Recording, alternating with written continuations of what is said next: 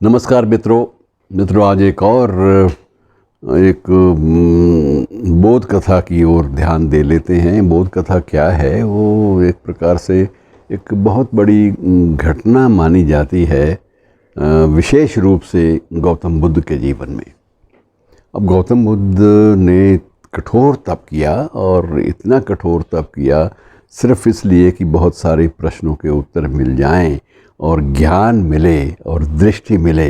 इस बात के लिए उन्होंने बोधि वृक्ष के नीचे जो लंबा तप किया, वो अब तक का ये कहा जाता है कि सबसे लंबा तप था। और उस तप के बाद भी गौतम के मन में आया कि नहीं, कुछ वो जो मैं चाहता था वो मुझे प्राप्त नहीं हो पा रहा, और एक शांति जो इस तप से मिलनी चाहिए थी, दिशा मिलनी चाहिए थी, वो नहीं मिल पा रही।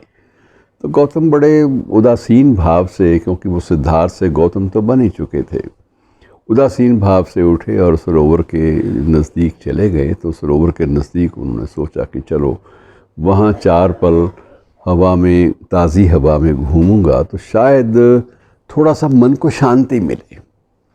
और इसी प्रयास में वो सरोवर के किनारे एक चट्टान पर थोड़ी देर के लिए बैठ गए और अनवरत रूप से, अपलक रूप से सृष्टि को, आसपास की प्रकृति की जो अटखेलियाँ थी, उनको देखते रहे। इसी समय खंड में, इसी काल में हुआ क्या कि एक गिलहरी उनको दिखाई दी, सरोवर के किनारे बैठी हुई। उसके मुंह में एक छोटा सा फल था और फल को लगातार वो चबा चबा कर खाए जा रही थी।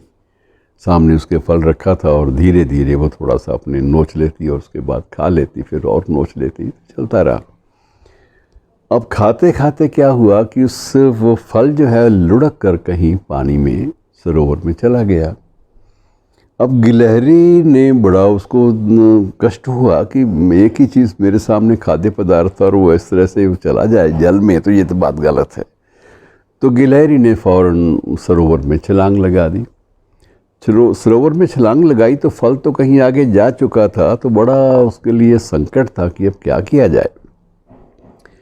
और गिलहरी ने प्रयास नहीं छोड़ा, उसने फिर छलांग लगाई और अपने चोंच में, अपने गले में थोड़ा सा जल भर के लाई और जल भर के बाहर आकर उसने जल को फेंका, अपना कंठ खाली किया और फिर छलांग लगा दी।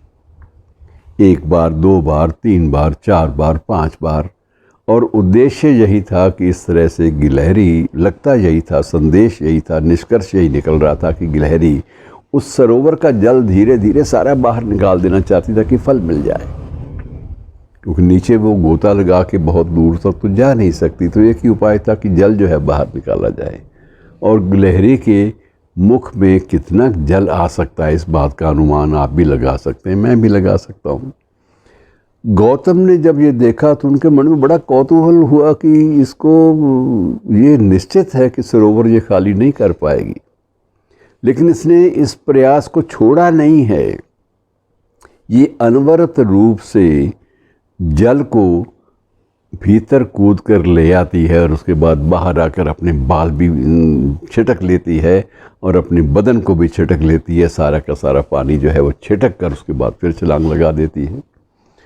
इसको आत्मविश्वास, कितना ज़्यादा आत्मविश्वास है इस बात कर कि अपने निरंतर प्रयास से ये किसी न किसी समय सरोवर को खाली करने में सफल हो जाएगी।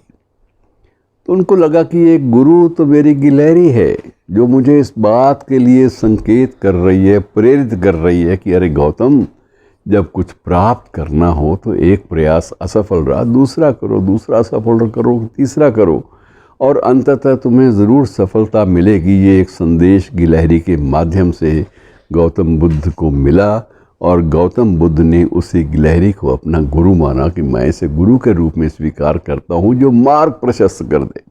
तो मित्रों, ये बोध कथाएँ छोटी छोटी होती हैं, लेकिन बड़े गहरे संदेश हमें दे जाती हैं। शुक्रिया।